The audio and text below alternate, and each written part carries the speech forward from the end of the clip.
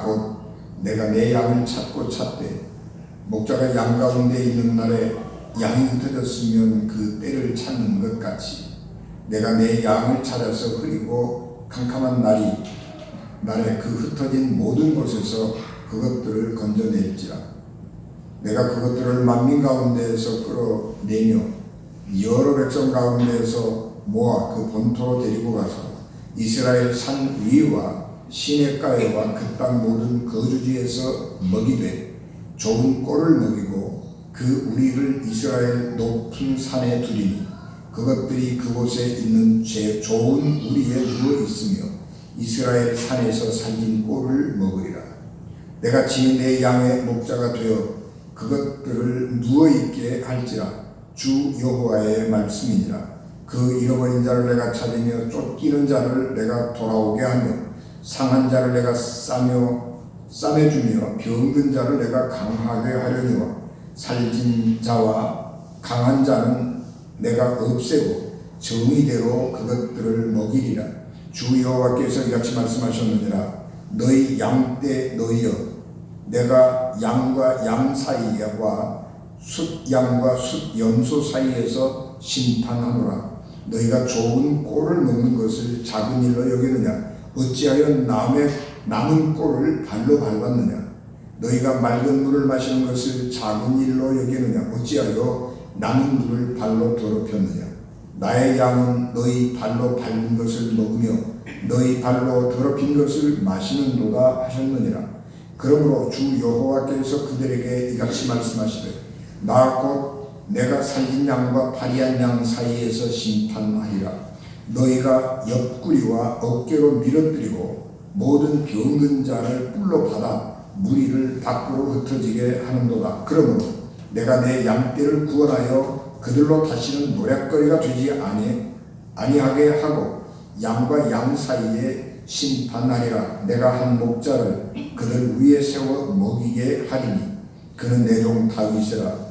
그가 그들을 먹이고 그들의 목자가 될지라. 나 여호와는 그들의 하나님이 되고 내 종 다윗은 그들 중에 왕이 되리라. 나 여호와의 말이니라. 아멘. 기도하겠습니다.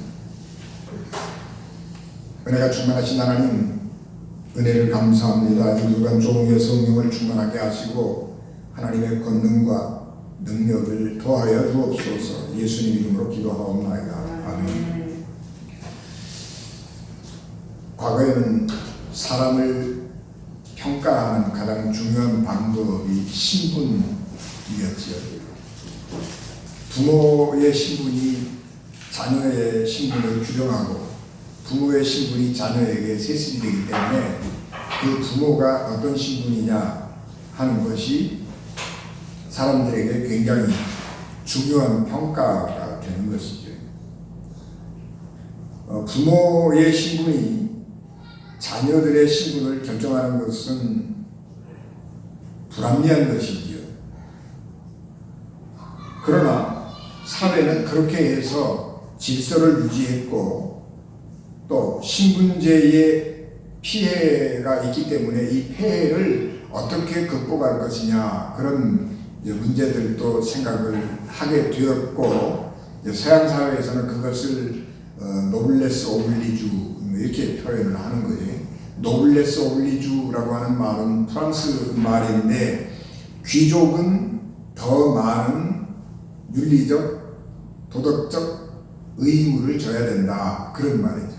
신분이 높을수록 윤리적으로, 도덕적으로 더 많은 책임과 의무를 져야 된다라고 하는 거예요.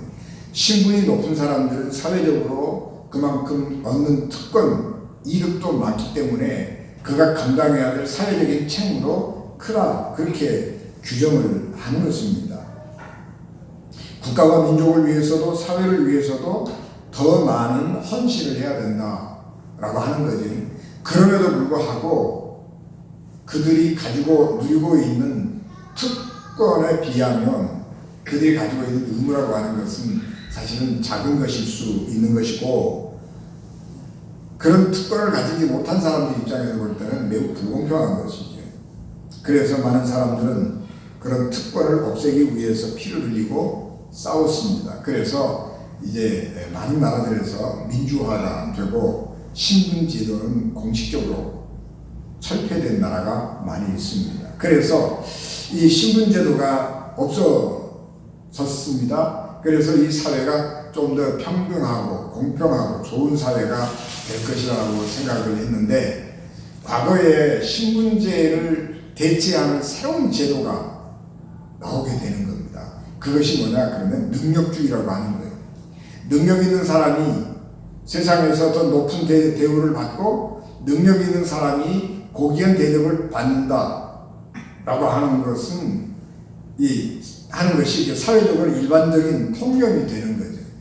그래서 사람들은 능력만 있으면 그가 어떤 출신의 사람이든지 간에 상관없이, 신분과 상관없이 자기의 능력을 최대한 발휘하고 그렇게 함으로 해서 자기가 원하는 것을 얻을 수 있다라고 하는 것은 굉장히 이상적이고 좋은 것이죠. 그리고 그 능력주의를 뒷받침하고 그 개인이 가지고 있는 능력을 개발하는 방법, 수단으로서 교육이라고 하는 것을 도입하게 되는 것입니다. 그래서 능력이 있는 사람은 좋은 학교에 가서 좋은 환경 속에서 고등학문 교육을 받게 되는 것이고, 그런 지식들을 이용해서 자기의 능력을 발휘하고 그렇게 해서 성과를 내는 사람이 더 많은 이득을, 더 많은 유익을 취해가는 것을 당연한 것으로 알았습니다. 왜냐 그러면 그 사람은 능력이 있는 사람이고 이만한 업적을 남겼기 때문에, 이만한 공로를 우리 사회에 남겨오고 사람들을 유익했기 때문에 그런 정도의 보상을 해주는 것은 당연하다, 그렇게 생각을 한 거죠. 그래서 이 능력주의라고 하는 것은 어떻게 보면 굉장히 좋은 이야기이고 공평한 세상을 만드는 좋은 방법이라고 생각을 하게 된 것입니다. 그런데 여전히 그런 것들도 문제가 있는 거죠. 개천에서 용난다라고 하는 말, 그리고 그런 꿈을 가지고 살아간다고 하는 이야기는 굉장히 희망적이고 좋은 이야기지만은, 그런 것들이 오랜 시간 또 흘러가면서 능력이 있는 부모가 그 능력을 가지고 사회적으로, 경제적으로 이렇게 안정적인 지위를 얻고 또는 더 높은 지위를 얻어서 좋은 위치를 확보하게 되면 이것을 자녀에게 세습하고 싶어지는 거죠. 그래서 그 부모가 자기가 할 수 있는 모든 것들을 동원해가지고 자녀들에게 좋은 교육을 물려주고, 자기가 가지고 있는 경험을 자녀들에게 물려주고, 그리고 그가 가지고 있는 그동안 쌓은 부를 자녀들에게 물려주면서 좋은 아버지, 능력 있는 아버지, 어머니를 둔 자녀들은 또 그 능력을 세습받게 되는 거죠. 그래서 여전히 사회가 불평등이, 불공평이 존재하는 사회가 된 것입니다. 이런 능력주의는 미국 자본주의 사회의 근간을 이루고 있는데, 그 사회에서 적응하지 못한 사람들, 능력이 탁월한 사람들, 그리고 그 사회에 맞는 능력을, 시대에 맞는 능력을 가지고 있는 사람들은 굉장히 신분이 상승하지만, 그 사회에 적응하지 못한 사람들은 하류민으로 전락할 수밖에 없게 되는 것이지. 그래서 능력주의에 대한 불만과 분노를 갖게 되는 것입니다. 그래서 우리 현대 사회를 가르쳐서 피로사회 그렇게 말하기도 하고, 혹은 분노사회 그렇게 부르기도 하는 것입니다. 요즘에 미국 대통령 선거가 세계적으로 많은 그 관심과 화제거리를 오고 있는데, 왜 트럼프 같은 사람이 대통령이 되는지, 또 트럼프 대통령이 미국이 200년 이상 유지해왔던 그 민주주의의 전통을 깨버리고 있음에도 불구하고 그 사람을 광적으로 지지하는 사람들이 있는 것인지 하는 것은, 바로 이런 능력주의가 가지고 있는 사회적인 문제, 그리고 이 능력주의 사회 속에서 적응하지 못한 사람들이 가지고 있는 분노, 이런 것들이 응집된 결과인 것이고, 트럼프는 물러갈지라도 트럼피즘은 미국 사회에 한동안 남아서 미국 사회를 분열시키고 인종 갈등을 일으키고 사회를 혼란스럽게 만들어 갈 것입니다. 우리가 경험한 신분제나 능력주의는 이 세상을 아름다운 곳으로 만들어주지 못한다라고 하는 것은 우리가 경험한 사실입니다. 그러나 인류는 그러면 어떻게 해서 이 세상을 좀 더 아름다운 세상으로 만들 것이냐 하는 것에 대한 대안은 아직 찾지 못하고 있는 것입니다. 그래서 신분제보다는 능력주의가 낫고, 그 능력주의도 문제가 있는데 능력주의 사회 다음에 어떤 사회로 가야 할 것이냐 하는 것은 아직 정해진 바가 없어서 혼란이 계속되는 것입니다. 우리가 공부한 에스겔서는 에스겔 선지자가 바벨론의 포로로 잡혀와서 살면서 같이 바벨론의 포로로 잡혀와 있는 사람들에게 선포한 하나님의 말씀입니다. 에스겔도 바벨론의 포로로 잡혀온 사람들 중에 하나였습니다. 이스라엘 백성들이 BC 586년, 587년에 예루살렘이 멸망하면서 한꺼번에 이렇게 포로로 잡혀온 게 아니고 몇 번에 걸쳐서 포로로 잡혀오게 됩니다. 그리고 마지막으로 포로로 잡혀온 사람들이 586년에 예루살렘이 멸망하면서 잡혀온 것인데, 에스겔은 조금 전에 신분이 높은 제사장 계급이었기 때문에 조금 전에 포로로 잡혀와서 바벨론에서 살고 있었습니다. 그리고 바벨론에서 살고 있는 사이에 예루살렘 성이 파괴되고 예루살렘 성전이 무너졌다라고 하는, 그래서 나라가 완전히 망했다라고 하는 소식을 듣게 됩니다. 이거는 굉장한 충격이죠. 하나님의 나라인 이스라엘이 이방 민족들에게 압제를 당하는 것도 그것도 힘들고 어려운 일인데, 하나님의 도성인 예루살렘, 이 세상에 한 곳밖에 없는 하나님의 집인 예루살렘 성전이 이방인들의 발길 아래 완전히 짓밟히게 되었다 라고 하는 것은 감당할 수 없는 충격이었습니다. 에스겔도 역시 그런 충격에서 자유로울 수가 없어서 그가 올해도 왜 하나님께서 이스라엘을 이렇게 철저하게 멸망시키시는가 하는 문제를 고심하게 되는 것입니다. 그러면서 그는 결론을 내리기를, 이스라엘이 망한 것은 바벨론이 강하기 때문이 아니라 하나님의 백성인 이스라엘이 하나님을 배반했기 때문에 하나님께서 이스라엘을 망하게 하신 것이고, 이스라엘이 망한 것은 국력이 약해서 망한 것이 아니라 하나님의 징계 때문에 망했다라고 하는 결론을 내리게 된 것입니다. 그런데 에스겔이 이런 결론을 내리게 된 근거는 뭐냐 그러면 사사기예요. 구약성경에 사사기로 우리는 번역이 되어 있습니다만 가톨릭에서는 판관기 그렇게 번역을 하고 있습니다. 이 사사 혹은 판관이라고 하는 사람들은 하나님의 영에 감동된 사람들이 평소에는 백성들 사이에서 하나님의 말씀으로 하나님의 지혜로 재판을 해주는 사람이었습니다. 그러니까 판관, 재판관이라고 하는 말이고, 사사라고 하는 말은 지혜에 있어서 선생님이 된 사람들이라고 하는 것입니다. 그래서 그 사람들이 평소에는 개인 사이에서 일어나는 일들을 재판하는 재판관의 역할을 하는 것입니다. 평화시에는요.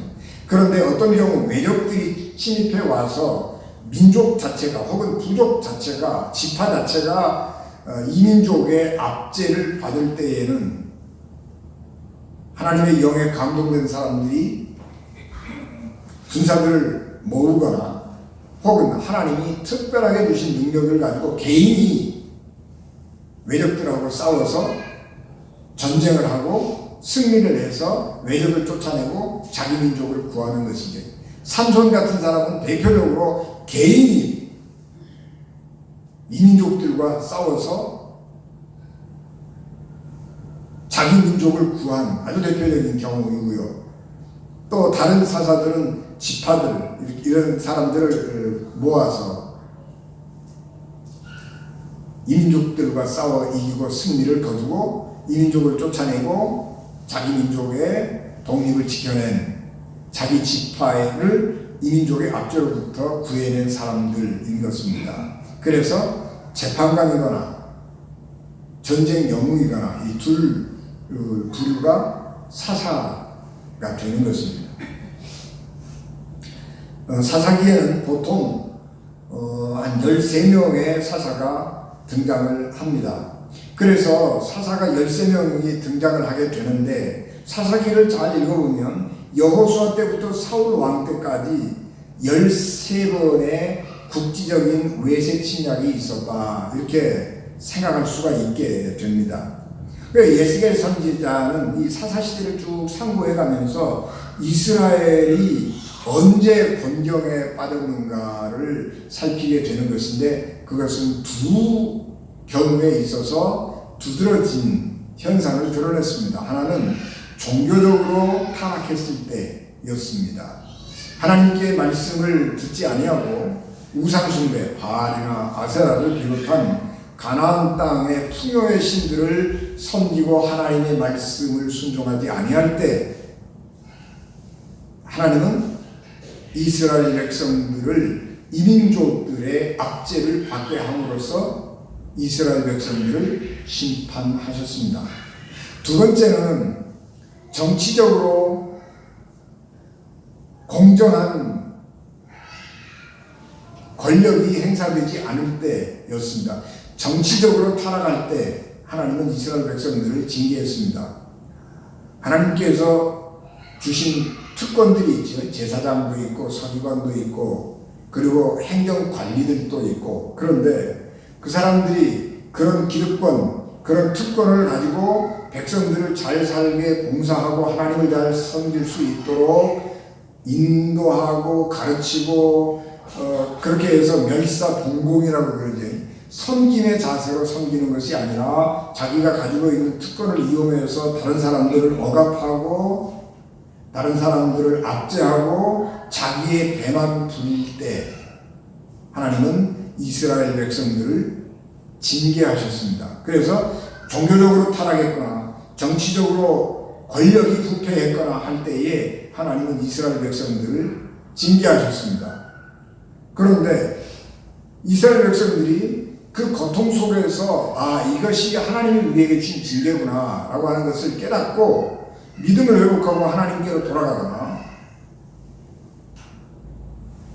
사랑으로 공동체를 회복시켜갈 때에 하나님께서 이스라엘을 구원하셨다는 사실을 발견하게 되는 것입니다. 그래서 에스겔은 바벨론의 포로로 잡혀와 살고 있는 사람들에게 과거에 우리의 조상들이 하나님을 섬기지 아니하고 우상을 숭배하고 권력 가진 사람들이 백성들을 돌보지 아니하고 자기 사이사욕만 취하는 종교적이고 정치적인 범죄를 했기 때문에 하나님께서 우리 나라를 망하게 하시고 우리를 지금 이곳에 바벨론에 와서 포로로 살게 하셨습니다. 그러나 과거의 역사를 통해서 우리가 알듯이 비록 우리가 지금 여기에서 포로 생활을 하고 있기는 하지만 여기 포로 생활하고 있는 이 동안에 우리가 여기에서 하나님을 잘 섬기자. 그래서 하나님께서 우리를 용서하시고 우리를 다시 회복시켜주고 나라의 독립을 다시 시켜주시기를 기도하고 믿음으로 살아가자. 그렇게 백성들에게 권면했습니다. 그런데 문제는 바벨론 사람들이 바벨론의 포로로 잡혀와 있는 사람들이 그 말을 듣지 않은 것이죠. 오늘 우리가 봉독한 이 본문 말씀은 정치적이고 종교적인 타락과 범죄 중에서 정치적인 범죄, 권력을 가지고 있는 사람들이 자기 권력을 이용해서 어떻게 자기의 사기사욕을 채우고 가난하고 힘없는 사람들을 압제했는가 하는 죄악을 드러내주는 본문 말씀인 것입니다. 그런데 아무리 하나님의 말씀을 전하고 당신들이 죄를 지어서 이렇게 이 나라가 어렵다고 생각을 하고 그래서 모든 특권을 내려놓고 그 권력을 섬기는 일을 위해서 써야 된다고 말을 하지만 듣지 않는 거예요. 그래서 에스겔은 아까 말씀드린 것처럼 실망을 하게 되는 것이고, 그러면 이 민족의 희망은 어디에 있는가? 이 민족이 다시 살아날 수 있는 희망은 어디에서 찾을 수 있는가? 라고 할 때에 하나님 자신의 선하심, 하나님 자신의 은혜로우심만 의지할 수밖에 없다라고 하는 거예요. 하나님의 자비하심, 하나님께서 이스라엘 백성들의 고통을 보시고 내가 구해주어야 되겠다라고 생각하는 그 은혜의 마음 외에 이스라엘의 희망이 없다고 하는 것인데, 에스겔은 하나님을 향해서 기도하면서 하나님의 말씀을 연구하면서 그 하나님의 뜻을 찾게 되는 것입니다. 그리고 찾은 것입니다. 이스라엘 백성들의 지도자들은 회개하지 아니할지라도 하나님께서 고통당하고 있는 이스라엘의 뭇 백성들을 보시면서 아니다, 그래도 내가 저 백성들, 고통당하고 있는 백성들을 구해내야 되겠다, 그렇게 생각을 하시면서 이스라엘 백성들에게 내가 선한 목자다, 내가 너희들 어느 곳에 있든지 고통당하는 곳에 있든지 내가 너희들을 불러내서 다시 예루살렘으로 가나안 땅으로 데리고 가서 그곳에 좋은 우리를 만들고 좋은 초장을 만들고 내가 그들에게 좋은 것으로 안전하게 이스라엘 백성들을 이끌고 가서 보호해 주겠다, 그런 약속의 말씀을 듣게 되는 것입니다. 그러면서 그 은혜의 말씀을 전파하고 선포하면서 다시 한번 지도자들의 죄를 지적하는 것이지, 하나님께서는 이스라엘 백성들을 이렇게 사랑하셔서 선한 목자처럼 어디에 있든지 이스라엘 백성들을 찾아내서 다시 회복시켜 주실 것이다. 그러므로 우리도 우리의 죄악을 우리의 죄악을 회개하고 하나님께로 돌아가야 된다, 그렇게 말씀을 하면서 너희들이 적어도 이런 것은 하지 말아야 된다 라고 지적을 하는 것입니다.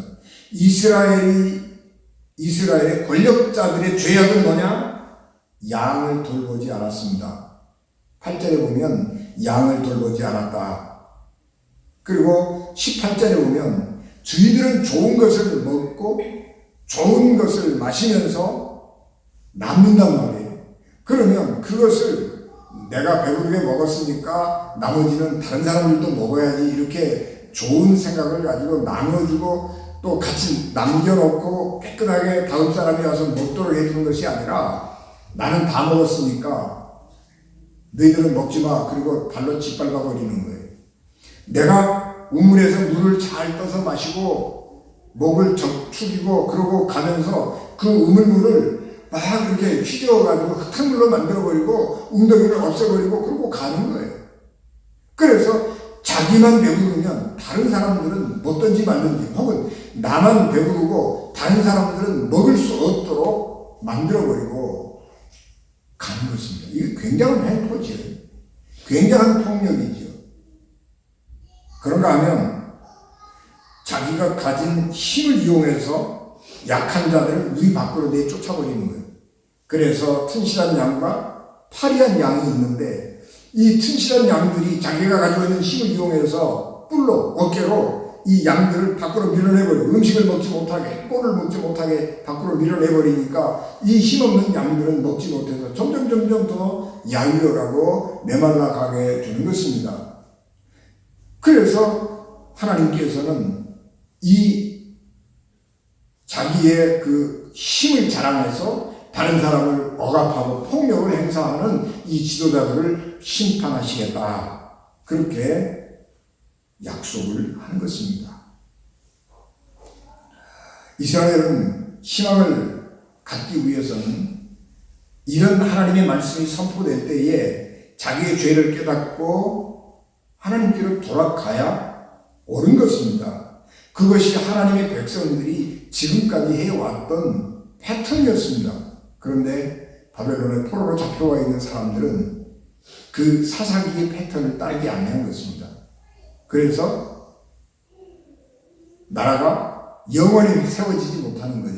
1948년에 세워질 때까지 이스라엘 백성들은 나라 없이 세계 곳곳에 유리방황하면서 가장 앞서가는 민족으로 가련하게 살아가게 되는 것입니다.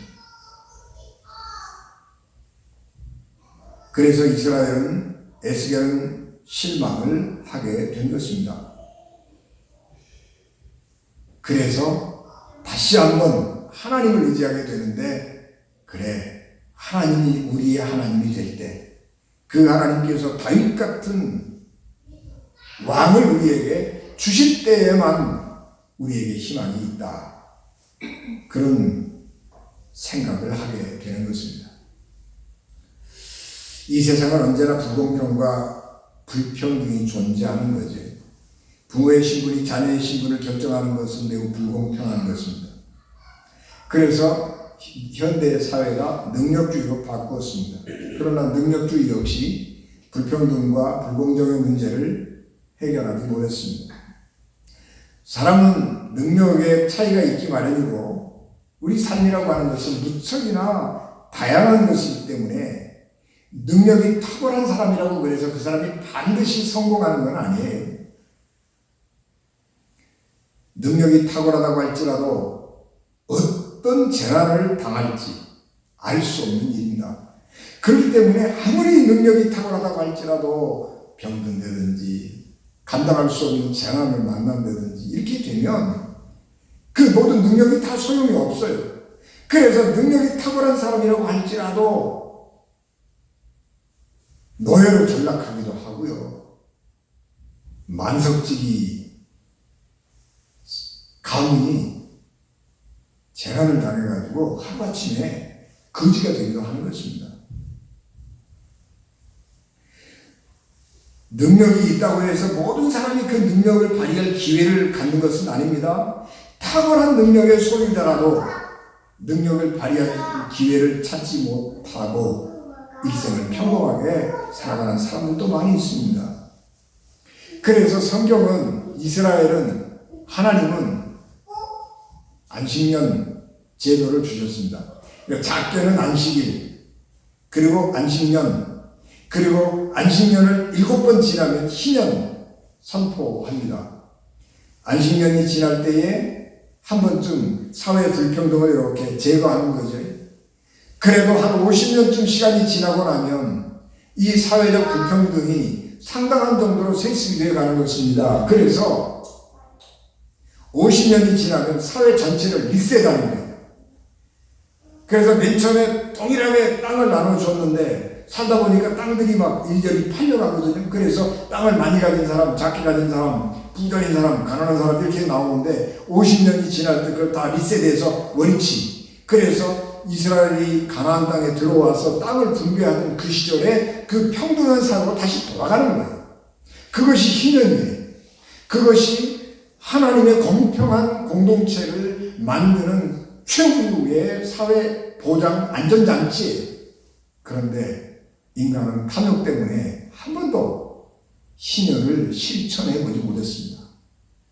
성경에 희년을 기록이 되어 있지만 그 희년은 한 번도 실천해 보지 못한 하나님의 말씀이고 하나님의 계명인 것입니다.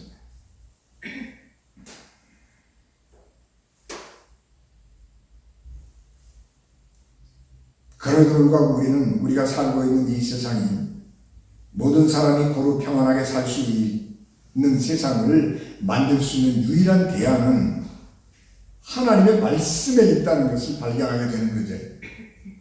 가장 근본적으로 사회적인 불평등을 해소할 수 있는 방법은 신현 외에는 방법이 없는 거예요. 왜냐 그러면 하나님은 이 땅에 존재하는 모든 생명들이 또는 좁게는 모든 사람들이 복되고 안전한 삶을 살기 원하셔서 그 제도를 만드셨기 때문입니다.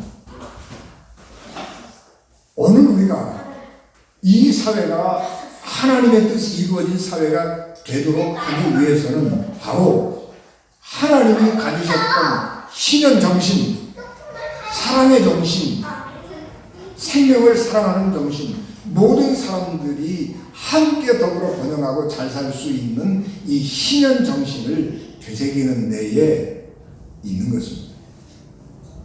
그렇게 되기 위해서는 우리가 이 세상의 모든 원리를 사랑의 원리로 바꾸어야 하는 것입니다. 사랑은 강자가 약자에게 베푸는 시혜가 아닙니다. 사랑은 약자가 강자에게 바쳐야 하는 조공도 아닙니다. 누구나 이 세상에 존재하는 모든 관계는 사랑의 관계로 바꾸어야 하는 것입니다. 강자가 약자를 대할 때도, 약자가 강자를 대할 때도, 능력이 있는 사람이 능력 없는 사람을 대할 때도, 능력 없는 사람이 능력 있는 사람을 대할 때도, 어느 때라도 그 관계 속에는 하나님이 인간을 사랑하시고 생명을 사랑하시는 그 사랑이 담겨 있어야 하고, 그 사랑 가운데에서 관계를 맺어갈 때에 이 세상은 아름다운 세상이 되는 것이에요. 현대사회는 양극화되어 있죠. 경제적으로 양극화되어 있다라고 하는 의미도 있지만 현대사회는 영적으로 양극화되어 있습니다. 보수적인 사람들은 굳건한 신념을 요구합니다. 그래서 믿음의 중요성을 강조하고 정신적, 영적 측면에 관심을 기울입니다. 그 신념이 옳으냐 그르냐의 문제가 아니라 내가 존재할 수 있는 확고한 터전이 필요하기 때문에 자기를 붙들어줄 그 사상, 그 집단 가운데 몰입해 있는 거예요. 여러분 아까 설교에 제가 말씀드린 트럼피즘이라고 하는 거, 트럼프가 하고 있는 이 어처구니 없는 행동이 옳으냐 그르냐의 문제를 가지고 트럼프가 옳다 그렇다 그런 것이 아니고 내 입장에서 나를 든든하게 붙들어줄 수 있는 사람이 누구냐. 내가 그냥 복잡하게 생각하고 따져보고 이것이 옳다 그렇게 하고 내가 옳은 길로 가고 내가 책임을 지고 내 행동에 대해서 내가 자발적으로 결정하는 것이 아니라 누군가가 깃발 들고 나가면 나는 그냥 거기만 따라가기만 하면 그 안에 있어서 좀 안전을 느낄 수 있는 그런 어떤 것을 원한단 말이에요. 보수적인 사람들이.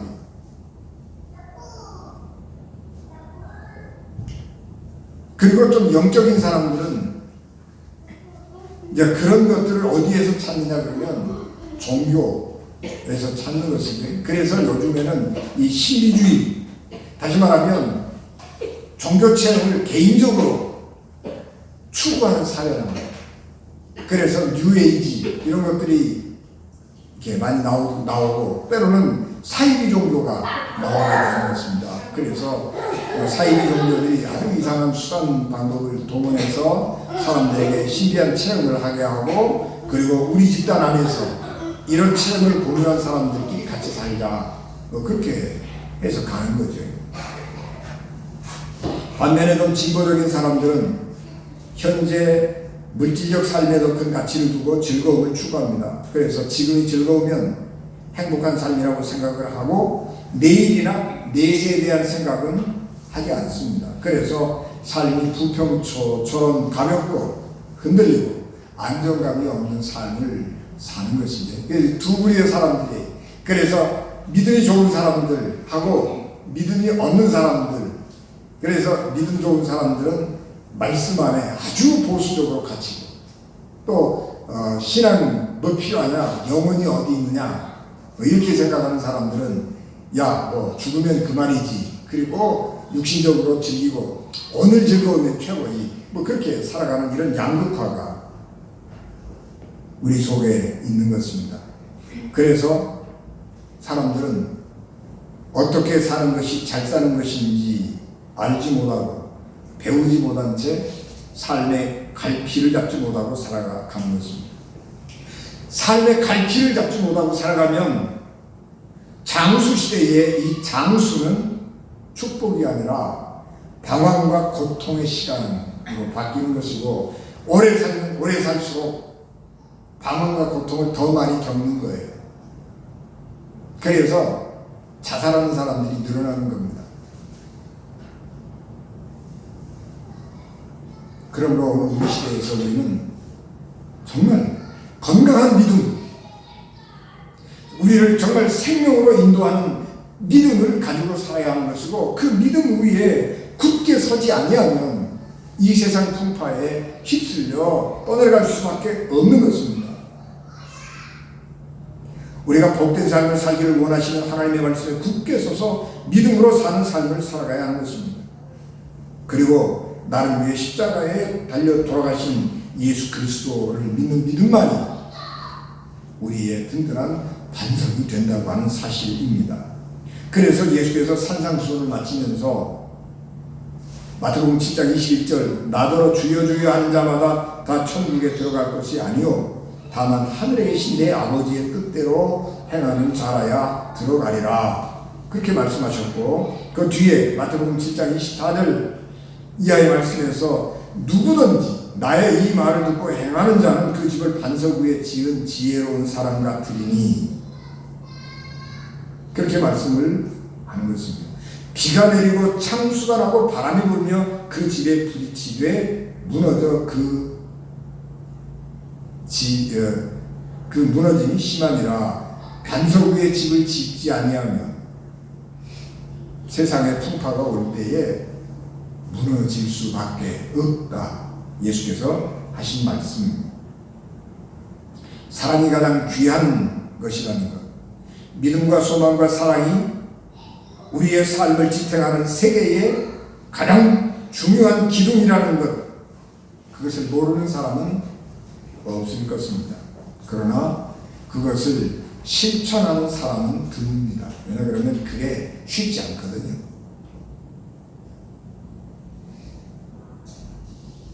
그렇지만 우리는 우리의 삶의 터전이 송두리째 흔들리는 이 세상에서 예수님의 말씀을 듣고 지켜서 반석 위에 집을 지은 사람으로 살아가야 우리의 삶을 복되게 살아갈 수 있습니다. 어리석은 사람들은 내가 고통 가운데 있지만 그것이 고통이라고 하는 사실을 깨닫지 못하고 이 고통이 왜 내게 왔는지 이 고통을 통해서 내가 무엇을 얻어야 하는지 라고 하는 것을 알지 못하는 사람들은 어리석은 사람들입니다.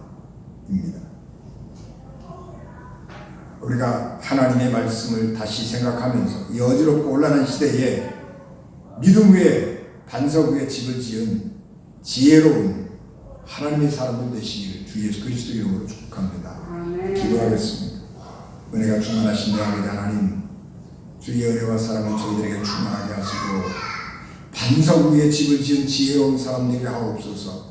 주여 주여 하는 자마다 천국에 들어갈 것이 아니고 하나님 아버지 뜻대로 행하는 자라야 들어가리라고 하는 예수님의 귀한 말씀을 기억하면서 우리가 말씀을 들을 때에 실천할 수 있는 힘과 능력도 성령께서 더하여 주시옵소서.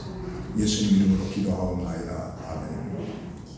지금은 교회의 머리가 되시며 길이요 진리요 생명이 되셔서 우리를 하나님 나라로 인도하시는 예수 그리스도의 은혜와 죄인들을 구원하시려고 자기 아들 십자가에 버리신 하나님 아버지의 극진하신 사랑하심과 성령님의 감동, 감화, 역사, 위로, 교통, 내지의 주관하심이 핏값으로 세우신 우리 은진 교회와 예배를 마치고 돌아가는 사랑하는 성도들 생명과 가정과 기업 위에 어린 자녀들 위에 지금부터 영원히 함께 하시기를 간절히 축원하옵나이다. 아멘.